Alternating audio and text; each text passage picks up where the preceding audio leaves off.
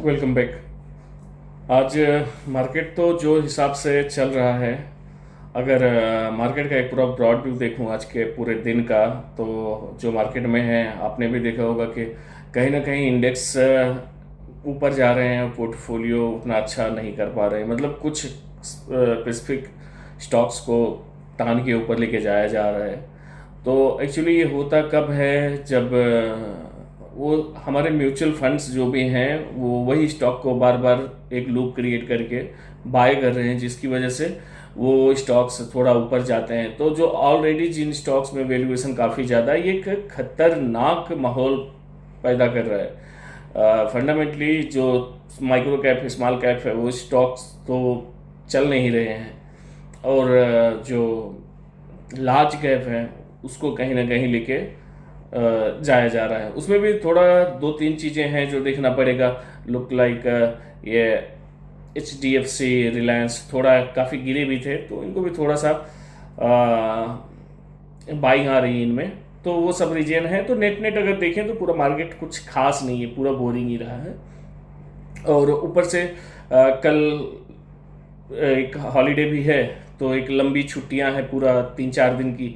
तो वहाँ ट्रम्प साहब क्या करेंगे, कौन सा नया बम फोड़ेंगे मालूम नहीं रहता है। तो क्या होने वाला है पता नहीं। तो उसको लेके भी जो भी जिनके लॉन्ग्स रहते हैं वो कट करके जाते हैं, तो उसकी वजह से भी मार्केट डाउन आया शाम तक। तो अभी करंट मार्केट में तो बात करने के लिए कुछ नहीं है। थोड़ा बात करेंगे एक लखनऊ में, जो 2-3 दिन पहले मैंने एक नज़र ही देखा है पूरी न्यूज़ को, कि कुछ बच्चे थे जो जिनको कोडिंग का काम सिखा रहे थे। बिल्डिंग में आग लगती है और काफ़ी बच्चे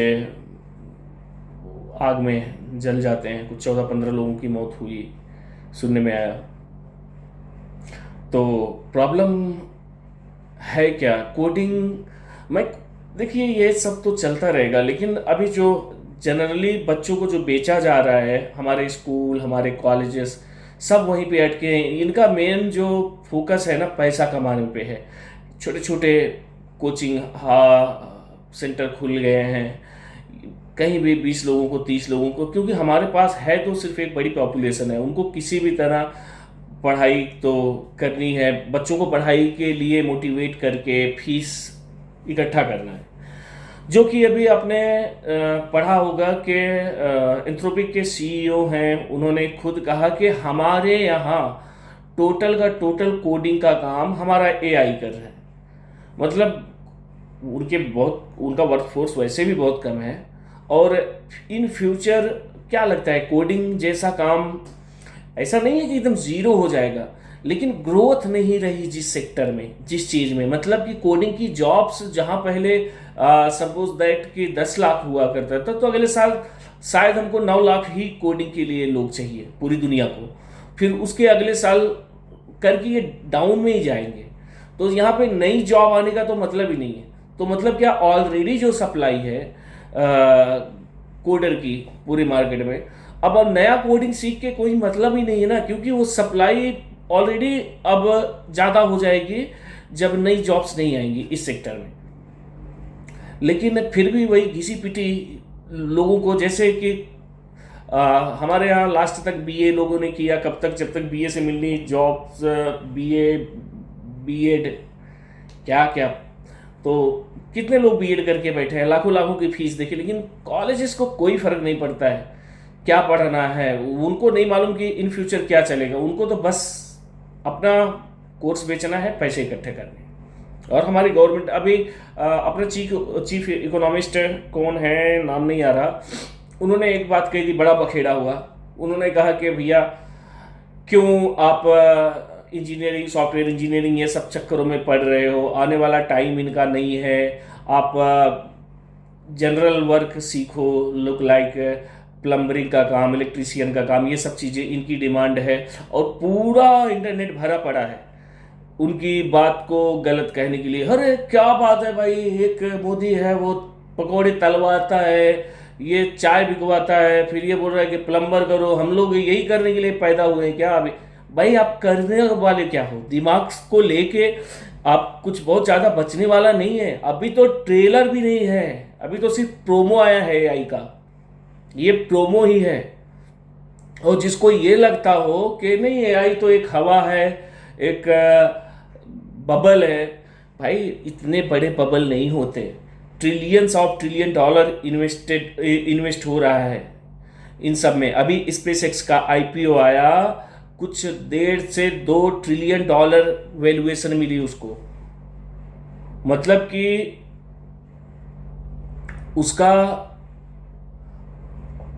वैल्यूएशन आप यही नहीं कर सकते कि कितना ज़्यादा उसको वैल्यूएशन मिल रहा है, लेकिन वो भी जस्टिफाइड लगता है उसके विजन के आगे। उनका काम क्या है आगे जाके, उनका एआई इंफ्रास्ट्रक्चर है, उसके बाद टेलीकॉम है, पूरी दुनिया को, एयरटेल का अकेले 12-14 लाख करोड़ का मार्केट कैप है, वो पूरी दुनिया को फ्री में कॉल दे सकते हैं आने वाले टाइम में। पूरी दुनिया को फ्री में इंटरनेट, फ्री में मतलब चार्जेबल वो दे सकते हैं, फ्री नहीं चार्जेबल, चार्ज तो करेंगे। तो मतलब उनका मार्केट ऐसा नहीं है कि हमारे यहाँ की जैसा अपना इंडिया को ही केटर कर रहे हैं या फिर कुछ और जगह पे एक्सपैंड कर लिया तो बड़ी बात हो गई। वो ऑलरेडी पूरी दुनिया को लेके ही पूरा बिजनेस उनका प्लान रहता है। तो वैल्यूएशन किसी को ज़्यादा दिख रही है तो वो गलत है। हाँ, थोड़ा सा अभी करंट फेज में हो सकता है कि, लेकिन जो बिजनेस आने वाले 50, 100, 200 साल का है ना, उसको वैल्यू दे रहा है। अब उसी जगह पे हमारे जो ओल्ड बिजनेसेस थे, जैसे मैं कई बार कहता हूँ हमारे आईटी, ये सब इन चीज़ों का, तो ऐसा नहीं कि आईटी में भी काम कम हो रहा है। आईटी भी ऐसा नहीं है कि कल टीसीएस और विप्रो जीरो हो जाएंगे, लेकिन अगर सब कुछ सेम ऐसा ही रहा तो यहाँ से 30-40% हो सकता है कहीं से वापस जाए ऊपर, फिर नीचे जाए। एक होता है ना लोअर हाई लोअर लो, जो हमारा फॉर्मेट होता है, तो उस हिसाब से धीरे धीरे करके ये भी जाने वाले हैं। तो पढ़ाई लिखाई को भी लेके ज़्यादा कुछ बचेगा नहीं आने वाले टाइम में।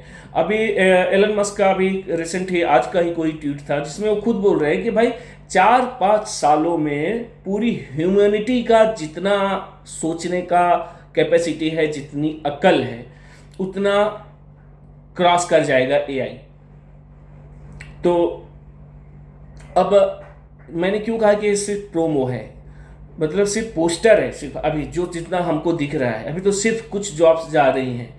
ठीक है, टेक्निकल, इतना तो टेक्निकल फील्ड नहीं है मेरा, लेकिन फिर भी ये कोडिंग करने वाले, डाटा एंट्री, ये सब करने वाले काफ़ी सारे काम एआई के थ्रू बहुत कम लोगों के साथ हो जा रहे हैं। अभी पीछे एक ओपन डोर करके हम कंपनी थी अमेरिका की, वो इंडिया में रह के ऑपरेट करती थी। उसका सारा बिजनेस ऑपरेशन था अमेरिका में, उनके कुछ रियल एस्टेट का काम था, तो क्लाइंट एक्विजिशन, ये सब, उनको लोन देना, सेल करना, ये सब यहाँ से करते थे, क्योंकि कॉल करना, बात करना और टोटल डेटा मेंटेन करना, यहाँ लेबर मतलब कम पैसे पे लोग मिल जाते थे, तो ज़्यादा डील करने के लिए उनको यहाँ अच्छा था। लेकिन फिर क्या हुआ, उनका कोई बिजनेस नहीं खत्म हुआ, उनका कोई बिजनेस कम नहीं हुआ, लेकिन एआई एडॉप्शन करके वो अपना इतना कॉस्ट को नीचे लेके आए कि लोगों की ज़रूरत इतनी कम हो गई कि अब उनको लगता है कि नहीं, हम अमेरिका से ऑपरेट कर लेंगे, हमको कोई अब सस्ते लेबर की ज़रूरत नहीं है।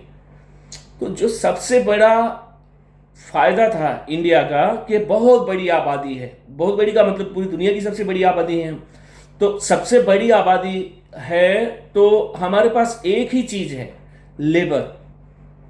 और क्या है, ना तो हमारे पास क्रूड ऑयल है, ना तो हमारे पास इतना पानी है कि हम पूरी दुनिया के लिए अनाज उगा देंगे। हमारे पास ऐसा, देखो मैं ये नहीं कह रहा हूँ कि है नहीं, लेकिन आबादी के अगेंस्ट जितनी हमारी पॉपुलेशन है उसके हिसाब से ना हमारे पास ज़मीन है, ना हमारे पास पानी है, ना हमारे पास कोई ऐसी चीज़ है जिसको हम लिवरेज करके आगे बढ़ सके।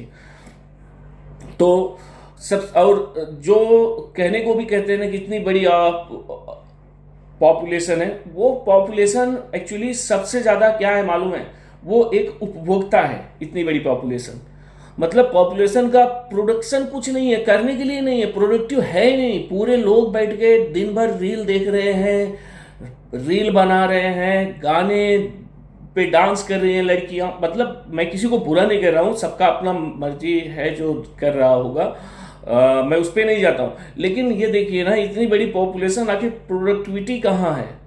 और जो है भी तो हमारे लिए इनफ नहीं है। और जिस तरह से एआई आ रहा है, एआई स्टार्ट तो सिर्फ ये छोटे मोटे काम कर रहा है, आगे हर एक गाड़ी चलाने में इंसानों से लाख गुना बेटर हो जाएगा एआई। उसको नींद नहीं आएगी, उससे गलती नहीं होगी, उससे 0.0001% कहते हैं कि चांस रहेगा एक्सीडेंट का। मतलब इतना ज़्यादा सेफ्टी, कोई क्यों ड्राइवर हायर करेगा जब उसका सारा काम और सेफ्टी भी है। ऐसे जल्दी ही रोड पे, अभी चाइना कुछ कंट्रीज में चल रही हैं, लोकलाइज्ड है लेकिन अभी सर्विस इतना ज़्यादा नहीं हुआ है, लेकिन जल्द वो करके धीरे धीरे मेंटेन कर ले रहे हैं। वो आगे आने वाले टाइम में आपको टैक्सी, बस, हर कोई भी कहीं भी ड्राइवर नहीं रहेगा। सीधा आप स्कैन करो, पे करो, उसके बाद बैठो, आप डेस्टिनेशन डालो, आपको वहाँ ले जाके छोड़ देने वाला है। तो सारा काम ये सब कर लेगा। अगर आपका वॉचमैन की जरूरत नहीं रहेगी, 3D कैमरे से लैस 10 कैमरे उसकी आंखों में लगे रहेंगे, एक अकेला रोबोट बैठा रहेगा, तुरंत आइडेंटिफाई करेगा, ना कोई उसको घूस दे सकता है, ना कोई उसको चकमा दे सकता है। कौन चौकीदार रखेगा? आपको किराने का सामान खरीदना है, जो ये जेप्टो हो गया, जोमेटो हो गया, आज इसमें लोग काम कर ले रहे हैं, बाइक से ले जाके सामान पहुंचा दे रहे हैं, थोड़ा उनकी अर्निंग हो रही है और ठीक है, काफ़ी बड़े स्केल पे ये सब चल रहा है। लेकिन इन फ्यूचर क्या होगा? इन फ्यूचर ड्रोन फैक्ट्री में आप ऑर्डर यहाँ से प्लेस करोगे, फैक्ट्री में बैठ के रोबोट पैकिंग करेगा और उसके बाद सब सिस्टम में रहेगा, एक ड्रोन आएगा, वो सीधा सामान लेके आके आपके पास रख के चले जाएगा। कहाँ दुनिया जा रही है? तो एक्चुअली उन कंट्रीज को प्रॉब्लम नहीं है जहां पे आबादी ज्यादा नहीं, क्योंकि उनको तो सब सुविधाएं मिल जाएंगी, उनके पास इंफ्रास्ट्रक्चर है, उनके पास सब सारी व्यवस्थाएं हैं, तो उनको तो थोड़ा इजी हो जाएगा। लेकिन हमारे यहाँ तो सब टोटल कंज्यूमर हैं, हमारे कंज्यूमर कहाँ जाएंगे? अब बच्चों की पढ़ाई में मैंने देखा है आज के टाइम पे कई पहचान वाले हैं लोग, मतलब जो ऑटो रिक्शा भी चलाता है, वो भी अपने इनकम का 50 to 70% बच्चों की पढ़ाई में एक्सपेंस खर्च कर रहा है। लेकिन आउटकम क्या होगा? मैं ऐसा नहीं कहता हूं कि नहीं, पढ़ाई छोड़ दो और ये सब कर लो, लेकिन अगर आप टॉप 1 में नहीं है आपका बच्चा, अगर आप टॉप 1, ये नहीं सकते टॉप 1 में भी बहुत मुश्किल है, वहां भी कंपटीशन वैसा ही रहेगा, टॉप 1, टॉप 2, टॉप 3 मैक्सिमम। इसके अलावा तो टाइम मत बर्बाद करो, पैसा मत बर्बाद करो, आप कोई हुनर सीख लो, अभी बेटर है। और इन फ्यूचर हमारे भारत की मैं बात कर रहा हूँ तो सबसे बड़ा सरदर्द, सबसे बड़ी प्रॉब्लम हमारी पॉपुलेशन ही बनने वाली है, जिसको लोग बोल रहे हैं नहीं हमारी सबसे बड़ी ताकत है। ताकत कंपनियों के लिए है, उनको एक कंज्यूमर बेस मिल रहा है, वो तो आपका खून भी बेच के बाद में कोई ना कोई प्रोडक्ट उसे बना लेंगे। तो फ्यूचर इन सब चीज़ों को लेके बहुत अनप्रिडिक्टेबल है। खैर, मिलते हैं फिर किसी नेक्स्ट वीडियो में। Thank you.